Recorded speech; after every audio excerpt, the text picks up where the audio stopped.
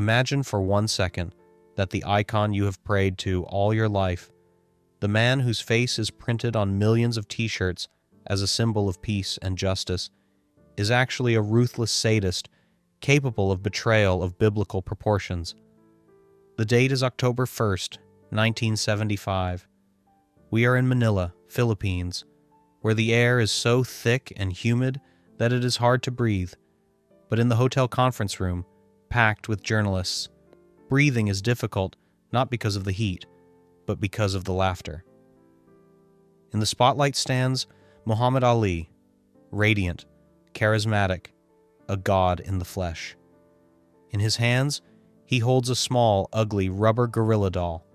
He punches the toy, makes faces, and shouts into the microphones a phrase that will go down in history.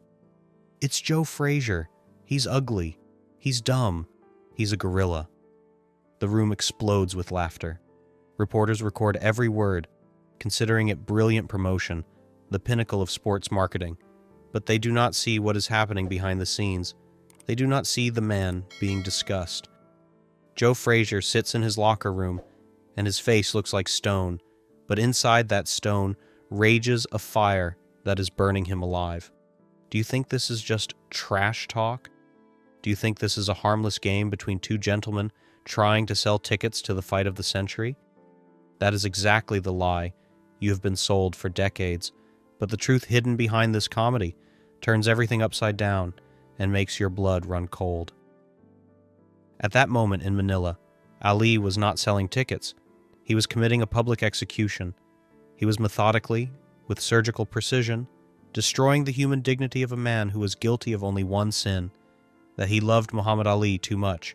To understand the full horror of this betrayal, we need to erase this glossy image of 1975 and transport ourselves 3 years back to a rainy Philadelphia, into the cabin of a luxurious Cadillac, where a scene took place that Ali would prefer to forget, but which Frazier remembered until his last breath. 2 men are sitting in the car. One is the reigning world champion, Joe Frazier, at the peak of fame and wealth. The second is an exile, stripped of his title, license, and livelihood, Muhammad Ali. Ali was nobody then. The country had turned its back on him for refusing to fight in Vietnam. His accounts were frozen, and he literally did not know how he would feed his children tomorrow. And here is where our dagger comes into play, the detail that makes the subsequent events unbearably cruel. Joe Frazier reaches into the inner pocket of his jacket and pulls out a crumpled, thick envelope. Inside is cash, thousands of dollars. He hands them to Ali, not as a handout, but as brotherly help, without receipts, without witnesses, simply because he cannot watch his friend suffer. Ask yourself honestly, what would you feel toward a person who feeds your family when the whole world wishes you to starve to death? Gratitude? Loyalty? A desire to protect him at any cost? That is a normal human reaction. But Ali is not a normal person. He is a predator, and his logic works differently. Joe Frazier did more than just give money. He went to President Nixon. He used his influence to get Ali's license back. He literally pulled him out of oblivion to give him a chance to earn. And as soon as Ali got that chance, as soon as the spotlight touched his face again, he looked at his savior and pulled the trigger. Do you think he simply challenged him to a fight? Oh no, that would have been too noble. Ali knew that in the ring, Joe stood a chance, but in the media field, Joe was defenseless. Frazier was a simple guy from South Carolina, a farmer's son. He spoke with an accent. He didn't know how to string words together beautifully. And Ali, that genius of communication, decided to strike where there was no defense. He didn't just call him a weak boxer. He called him an Uncle Tom. In 1970s America, torn apart by racial conflicts, calling a black man an Uncle Tom was worse than spitting in his face. It was an accusation of betraying one's race. It was a mark that turned a person into an outcast among his own. Ali, knowing that Frazier was darker-skinned than him, knowing that Joe had typical African facial features, began calling him a gorilla, playing on the basest racist stereotypes, but presenting it as a fight for black rights. It was the Santa Barbara effect, in its most twisted manifestation. The white establishment laughed, the liberal public applauded Ali's wit, and a real black guy who had toiled all his life and helped his brothers suddenly turned into a symbol of white slavery and a laughingstock for the entire nation. Why? Why destroy the one who extended a helping hand to you? Ali said it was marketing, that it was just a way to anger the opponent. But in his eyes, when he punched that rubber doll, there was no mirth. There was the cold calculation of a manipulator who realized that the only way to exalt himself was to trample the one standing next to him into the dirt. He knew what he was doing. He knew that Joe Frazier's children came home from school in tears because classmates teased their father for being a monkey. He knew that bomb threats were called into the Frazier home because fanatics believed Ali's words about betrayal. But he didn't stop. On the contrary, he turned up the volume. And in that moment, in the stifling hall of Manila, as journalists wiped away tears of laughter watching the guerrilla show, Joe Frazier realized that the crumpled envelope of money he had given 3 years ago had become the payment for his own crucifixion. He realized he had saved not a friend, but a monster who was now devouring his life piece by piece, and that the only way to stop this nightmare was not to defeat Ali in the ring, but to kill him there. Let's turn off the cameras for a minute, put away the microphones, and look into the eyes of the ugliest truth in sports, which Muhammad Ali's biographers have shamefully tried to sweep under the rug for half a century. You probably think that when Ali returned from exile, he was a noble warrior, challenging the usurper of the throne. That is the fairy tale we have been fed for years, but the reality of 1971 looked less like a nightly tournament and more like a public lynching, where the executioner was not the court, but the people's idol. Ali understood perfectly well that after 3 years of inactivity, his legs had become slower and his breathing heavier, and he knew he couldn't defeat Joe Frazier with physics alone.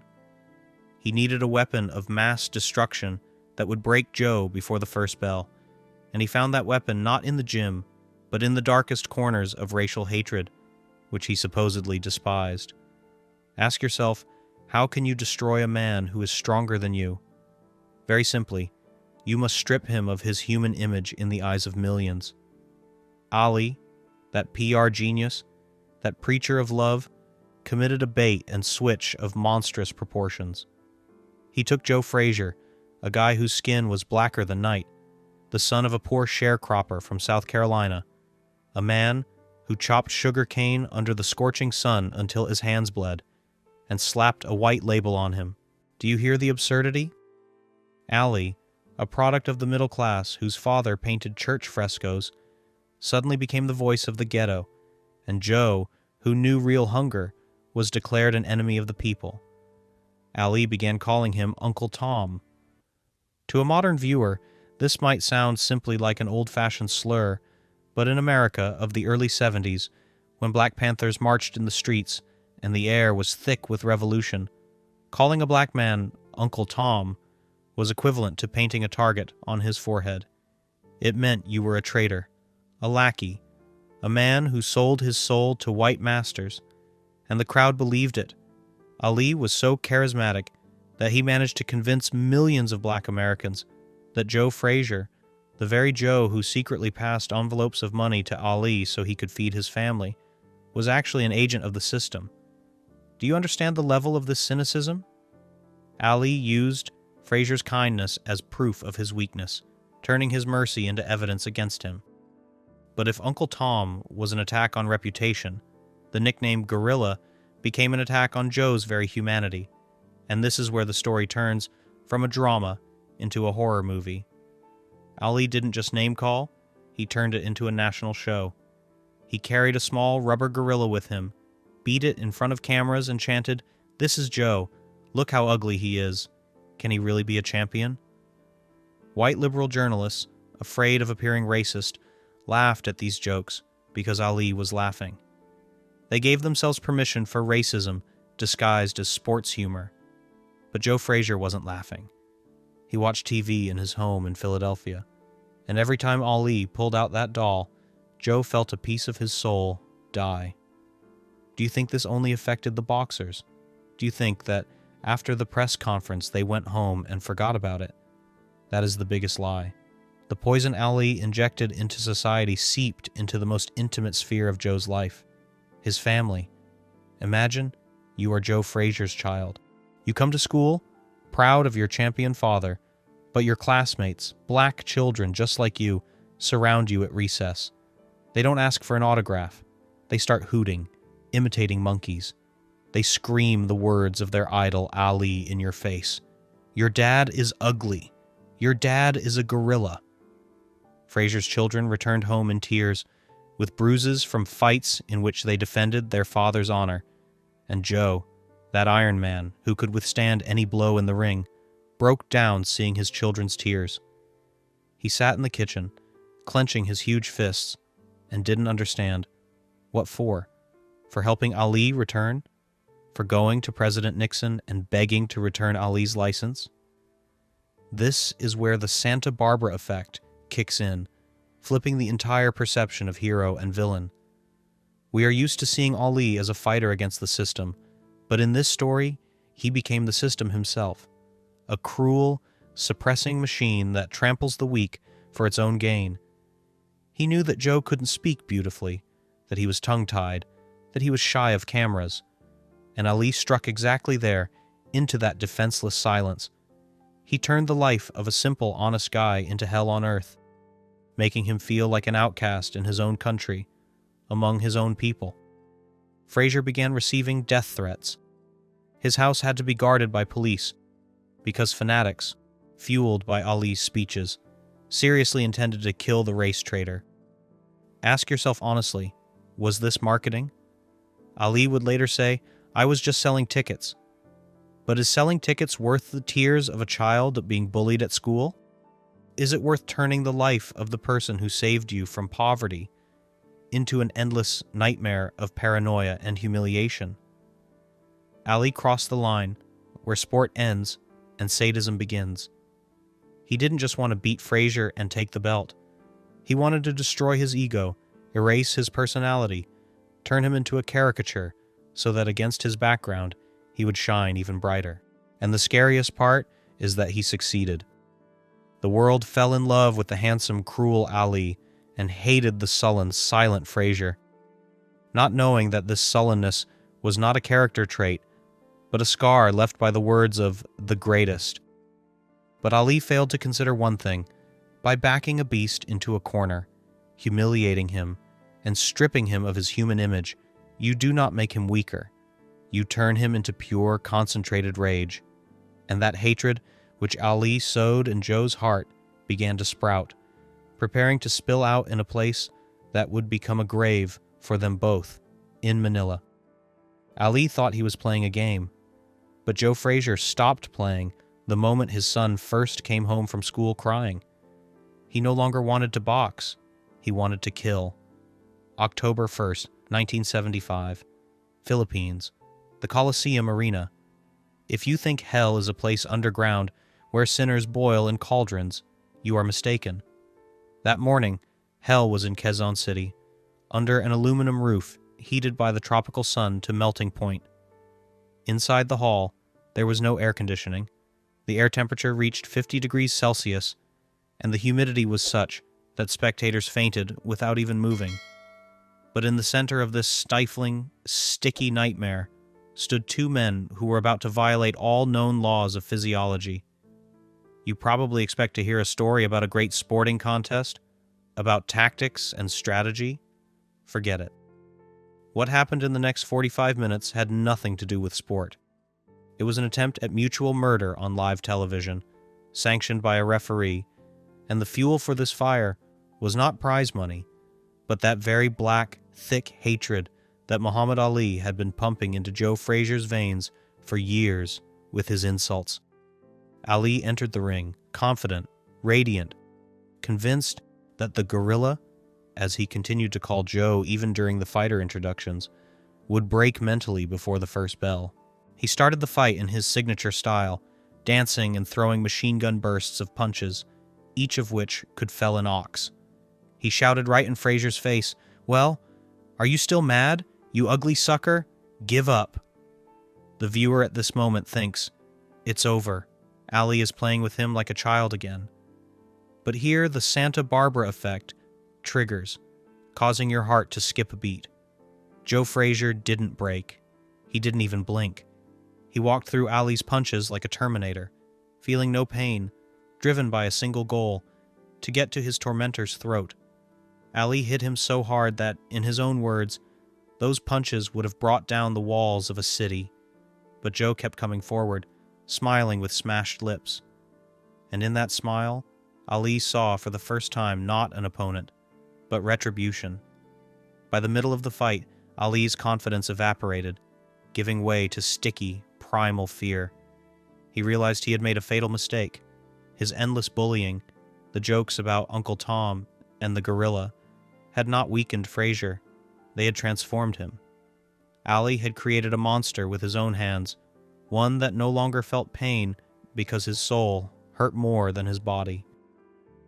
In the 6th round, Ali, gasping from the heat and terror, whispered in Joe's ear, "They told me you were washed up, Joe." And Frazier, spitting out blood, replied with a phrase that made the greatest knees buckle. "They lied to you, champ. I'm here to take your soul." At that moment, Ali realized he was trapped in a cage with a beast he himself had raised, and that this beast was ready to die, just to take him with him. The fight turned into a meat grinder. It was a war of attrition, where every round took years off the fighters' lives. By the 14th round, both were not just tired, they were the living dead. Ali, who promised to float like a butterfly, could barely drag his feet. His lungs were burning with fire, and his arms felt like lead. But Joe looked even worse. His left eye was completely swollen shut from hematomas, and his right eye saw only blurry shadows. He was practically blind. He fought by memory, orienting himself by the sound of Ali's breathing, by the smell of his sweat. Ask yourself honestly, what compels a man to go forward when he can see nothing, when his face has turned into a bloody mask, and his brain is melting from dehydration? This is not sport. This is revenge. Joe Frazier remembered his children's tears. He remembered the journalist's laughter. And every time Ali hit him, Joe saw before him not a glove, but that rubber gorilla doll, and it forced him to take one more step forward. In the 14th round, something happened that should have ended it. Ali, gathering the last crumbs of energy, landed a series of punches that would have torn a normal person's head off. Frazier's mouthpiece flew out of his mouth and into the 5th row of the audience. Joe staggered, but did not fall. He stood, blind, beaten but unbroken, ready to continue. The bell rang. Both fighters shambled to their corners, and here came the visual silence, the moment that decided the fate of their lives. Panic reigned in Ali's corner. The greatest collapsed onto the stool and told his trainer, Angelo Dundee, something that was hidden for years. "Cut my gloves off. I can't go on. I'm dying." Do you hear that? Ali was giving up. He was broken. He was ready to admit defeat just to end this hell. Dundee ignored him, trying to revive him with smelling salts, but Ali was adamant. He was not going to come out for the 15th round. But in the opposite corner, a different drama was unfolding, which flipped the course of history. Joe Frazier's trainer, Eddie Futch, looked at his fighter. He saw that Joe could not see his fingers. He knew that another round of such punches could kill Joe or turn him into a vegetable. Frazier was screaming, "I want him! Let me out!" He was ready to die in that ring just to stop Ali from winning. But Eddie Futch, a man who loved Joe like a son, put his hand on his shoulder and spoke words that became a sentence. "Sit down, son. No one will forget what you did today." Futch stopped the fight. He threw in the towel. In the exact second that the referee raised his hands signaling the end. Ali, seeing this, did not raise his hands in a gesture of victory. He tried to stand up to celebrate, but his legs failed him. and he collapsed onto the canvas unconscious. Do you understand the irony of fate? Ali won only because Frazier's trainer surrendered 10 seconds before Ali himself could surrender in his corner. If Futch had hesitated, if he had given Joe one more moment, Ali would not have come out for the 15th round, and boxing history would have been rewritten. But Frazier, blinded by rage and hematomas, did not see Ali fall. He heard only the announcer's voice, the winner, Muhammad Ali. And at that moment, sitting on the stool in the corner, Joe Frazier felt not physical pain, but something much more terrible. He realized that he had given everything, his health, his sight, his soul, and still lost to the man who had turned his life into hell. He survived Manila, but part of him died there in that scorching ring, killed not by the blow of a glove, but by the realization that justice does not exist. When the smoke from the Thrilla in Manila cleared, and the world moved on, crowning Muhammad Ali as a living saint and messenger of peace, in the dark, smoke-filled back streets of Philadelphia, a completely different story was unfolding, one that the greatest's biographers prefer to shamefully keep silent about because it stains their idol's glossy halo with the dirt of human baseness. You probably think that after two warriors nearly killed each other in the ring, going through a hell Dante never dreamed of, a mystical brotherhood of blood, the kind written about in chivalric romance novels, should have arisen between them? You expect that Ali, seeing the monstrous price Joe paid, would come to him, hug him, and publicly on his knees apologize for every vile word, for every gorilla, and every Uncle Tom, spoken for the sake of selling tickets? That would be a logical, fair ending, but life is not a Hollywood movie, and the script Ali wrote for Frazier did not provide for redemption. It provided for eternal oblivion.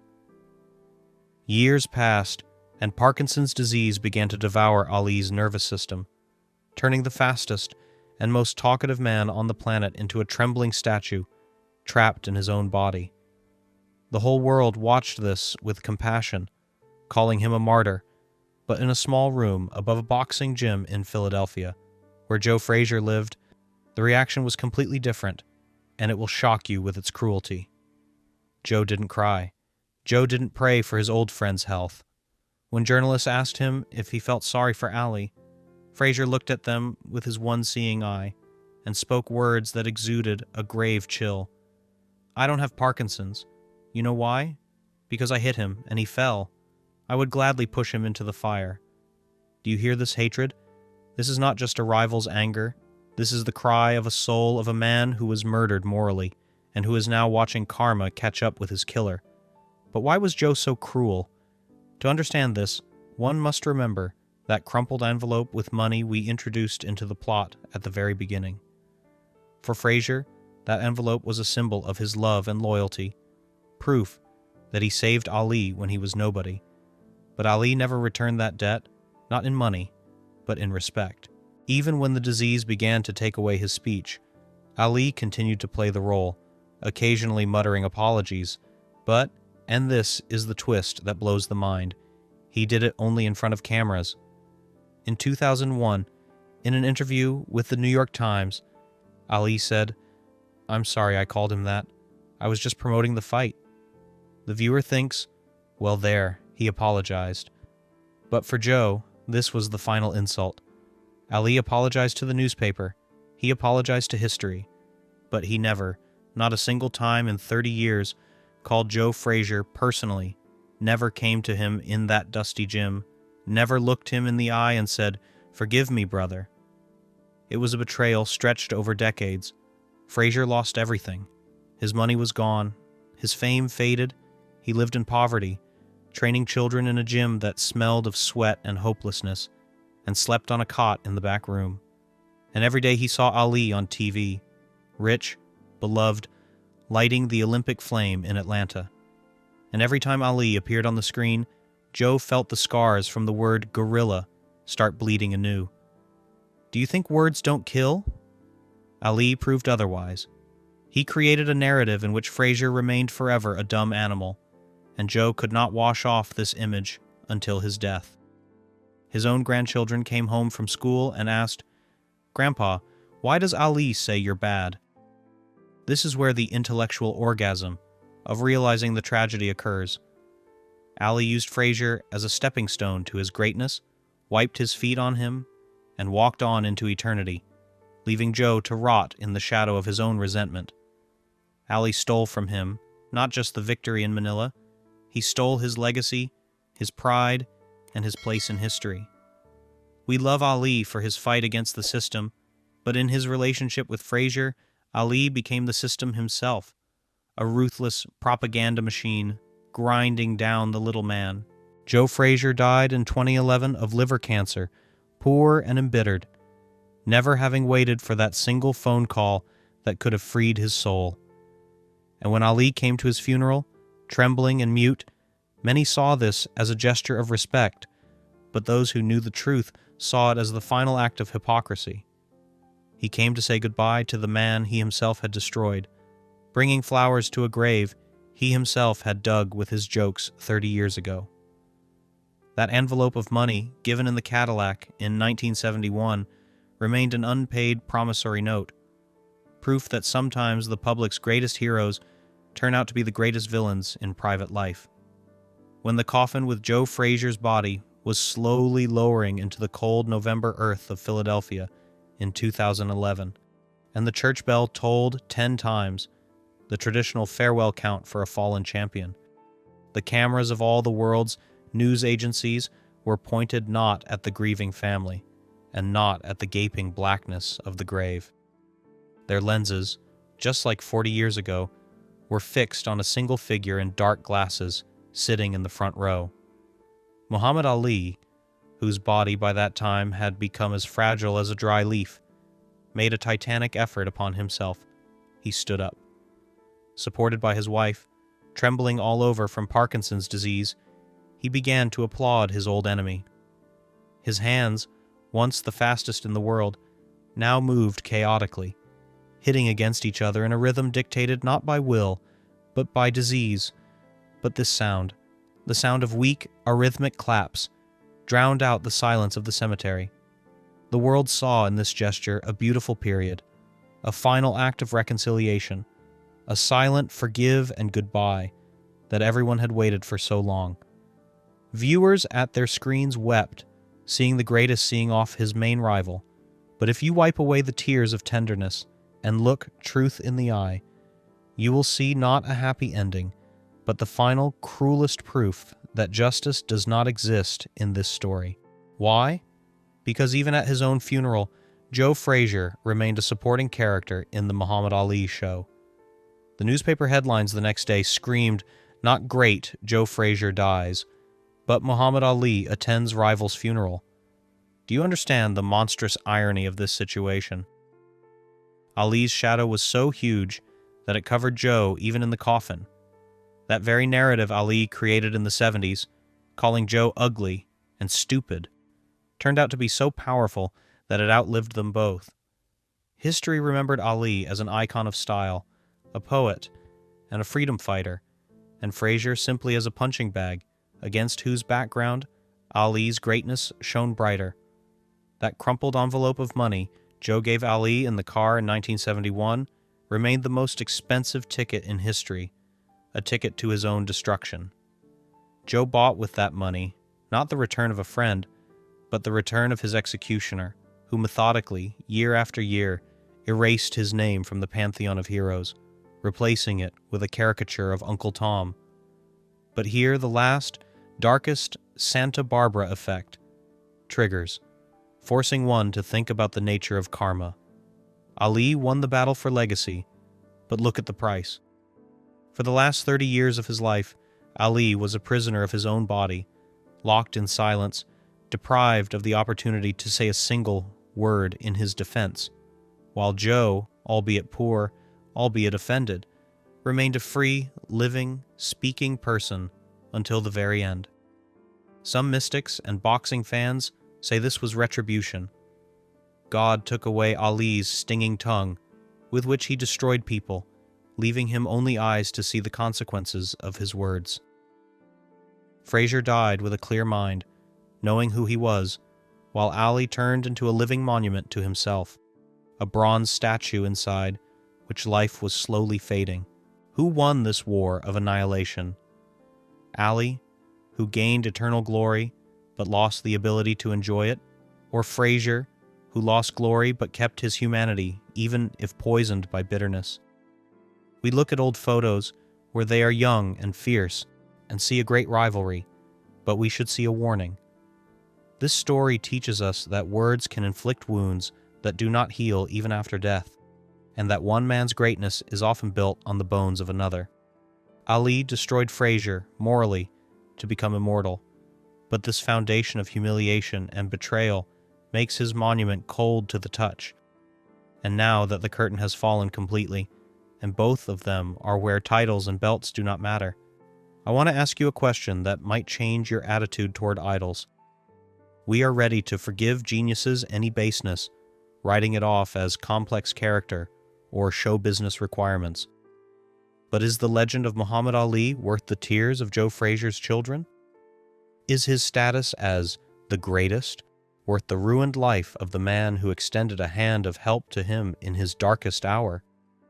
If you were in Joe's place, could you forgive Ali watching him applaud your coffin, or would you consider it the final act of hypocrisy? Who in this tragedy is the real hero, and who is the brilliant villain who fooled the whole world? Write whose side you are on the side of the charismatic Ali who changed the world, or on the side of the sullen Frazier who simply wanted respect. I will wait for your comments, because it is in them that true memory lives, cleansed of marketing husks.